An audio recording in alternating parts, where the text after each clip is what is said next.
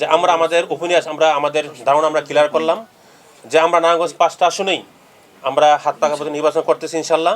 আমরা অনেকে আমাদেরকে বলতেছেন, অনেকে বলতেছেন, এখন অনেকে বলছেন আপনি শেষ পর্যন্ত থাকবেন কিনা।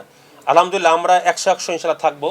আমরা কাউকে সমর্থনও করবো না যে এই দল ওই দল সমর্থন করবো না। হ্যাঁ, যেই আসনগুলোতে 32টা আসন আমাদের প্রার্থী নাই, তখন কেন্দ্রভাবে বলা হয়েছে যে 32টা যে আসন আমাদের প্রার্থী নেই, ওই আসনগুলোতে যারা আমাদের নীতি আদর্শের সাথে একমত আছে এদেরকে আমরা সমর্থন করবো। আমরা এই জন্য মূলত আমরা বলতে পারি আমাদের 300 আসনে আমাদের প্রার্থী আছে। আমাদের দলীয় প্রতীকে থাকবে 268টা আসন, আর বাকি 32টা আসন আমাদের এই সিস্টেমে আমরা নির্বাচন করবো ইনশাল্লাহ। নারায়ণগঞ্জ আমরা নির্বাচন করব। এখানে কোনো দুয়াশা বা কোনো মানে এদিক সেদিক বা কোনো মানে সন্দেহের কোনো অবকাশ নেই। ইনশাল্লাহ আমরা দৃঢ় আমরা প্রত্যয় ব্যক্ত করতেছি। আমরা দেখতেছেন আমাদের 1 আসনের প্রার্থী মুফতি হাবিবুল্লাহ, 2 আসনের প্রার্থী মুফতি হাবিবুল্লাহ আছেন, আমাদের 3 আসনের প্রার্থী গোলাম মসজিদ স্যার আছেন, সাবেক রাষ্ট্রদূত সৌদির। আমি তো 5-এর প্রার্থী মুফতি মাসুম বিল্লাহ। আমাদের 4-এর প্রার্থী মুফতি ইসমাইল সিরাজ আল মাদানী আছেন। আমাদের 1 আসনের প্রার্থী রূপগঞ্জের প্রার্থী মুফতি আমজুল হাসিম আসছেন। তো আলহামদুলিল্লাহ আমরা এই বললাম, তারপর আমাদের বাকি প্রার্থীরা হয়তো বা কিছু বলবেন বা আপনারা প্রশ্ন করলে প্রশ্ন করবেন ইনশাল্লাহ।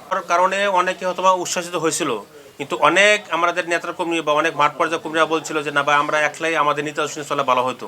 তো আলহামদুলিল্লাহ আমরা দেখছি যে আমরা ওই একক হওয়ার কারণে আমাদের মাঠ কর্মীরা অনেক আনন্দিত, অনেক উচ্ছ্বাসিত এবং কাজ করতে এদের আগে যে মনোবল ছিল অনেক গুণ বেড়ে গেছে।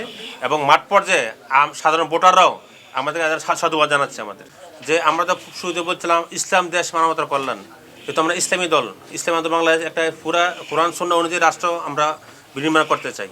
তো ওই হিসেবে যেহেতু যে দলের সাথে আমরা জোট করছি, এরা যদি বলে আমরা সরিয়ান আমরা বাস্তবায়ন করবো না কোনো যেতে পারলে, তাহলে আমাদের নীতি আদর্শ সাংঘর্ষিক হয়, যার কারণে আমরা ওই খেল নিয়ে আমরা ছুটে আসছি। অনেক প্রার্থী অনেক দলেরা রাস্তাঘাট বন্ধ করে অনেক কিছু করতেছে, আর পড়াশোনা নাকের ডগা হইতেছে, এরা দেখেও না দেখার বান্ধরে অনেক কিছু করতেছে। এই জন্য আমরা এখন বর্তমান যারা রান্নাগঞ্জ রিটার্নিং কর্মকর্তা আছেন তার কাছে আপনাদের জানতে চাচ্ছি, যদি আপনি সকল হাতে বৈষম্য যে মুক্ত না করতে পারেন, তাহলে আমরা কিন্তু আপনাদের বিরুদ্ধে আমরা পর্যায়ে সাংগঠনিক সিস্টেম মনে করি দেশের আইন অনুযায়ী আমরা আপনাদের বিরুদ্ধে কথা বলতে বাধ্য হব। কারণ লেভেল ফিল্ড যদি আমরা পাচ্ছি না, আমরা এটা মনে করবো এটা। কারণ আমরা সব আসনে দেখতেছি অনেকে অনেক নাম দিয়ে এই দিয়ে রাস্তার বন্ধ করে হাজার লোক মিছিল করতেছে, দোয়া করতে গিয়ে ভোট চাইতেছে স্পষ্ট।